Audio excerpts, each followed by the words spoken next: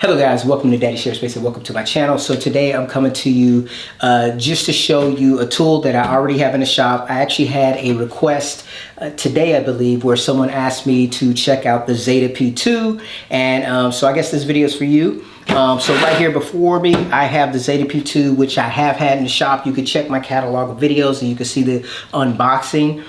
This is not going to be too long of a video because I've done an unboxing and I have used this tool in a couple of my videos, and I plan to grow more with the tool over time.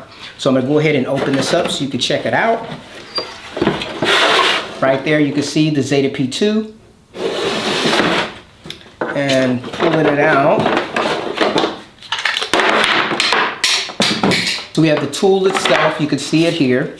It's got the, it kind of works like a biscuit jointer. However, it has the unique function of making a slot that goes up and down so that you can slide in some proprietary connectors, which I find very, very useful in the shop. Now, the one trade-off that I would say with the Climax or the Zeta P2, the Climax connectors, you have the tensile connectors and then you have the Climax connectors. The Climax connectors actually have a metal toggle that can swivel in to lock these parts together. The tensile fittings kind of snap together, almost they clip together basically, and they can substitute for like clamps in some aspects.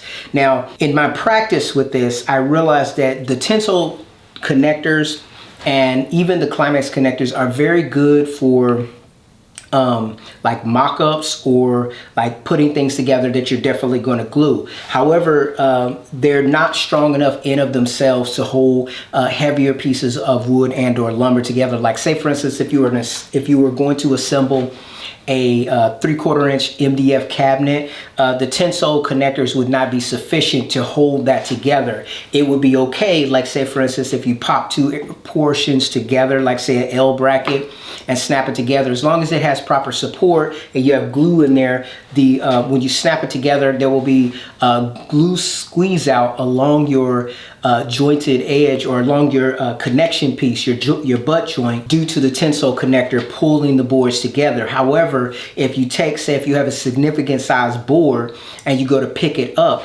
it's been my experience that they'll pull apart. So you want to be careful and mindful about that. Now you can switch the functionality of this. You can get a different kind of blade and turn this into a simple biscuit cutter. Now, I don't know why you would want to do that, because this is a very expensive tool if you decided that you wanted to just use it as a biscuit joiner. But it is, in my opinion, a very versatile tool.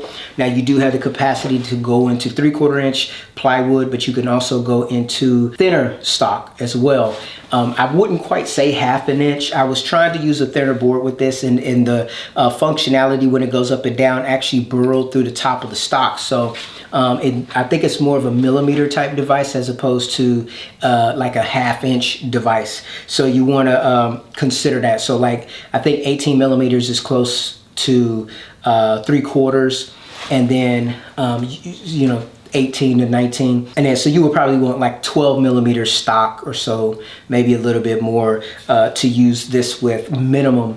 And you need to use the Tensile 10 connectors, I think is what they're called, or the Climax 10s. I don't have the 10 Climax or tensile connectors or the clamping connectors in the shop as of yet, but I do plan on getting that in the future. They have a sustainer set for a lot of the hardware for this particular device. However, it's quite pricey, coming in at about $800 for the sustainer, and that gives you the DeVario, I think they are, connectors, which is for like if you wanted to slide a shelf into a cabinet, you could use this to kind of scroll a line across your cabinet on the inside, and you know, stop just short of the front of your cabinet so that you could slide a shelf in with the proprietary connectors. Now, the connectors for this device are not cheap, and the reason why I personally bought it for my shop, I've gone through all kinds of different phases in regards to my, you know, YouTube journey, and at one point in time I was like, you know what, I'm just gonna, you know, grab all the joinery devices and I'm gonna, you know, showcase those all the time or whatever. And I was successful at going all the way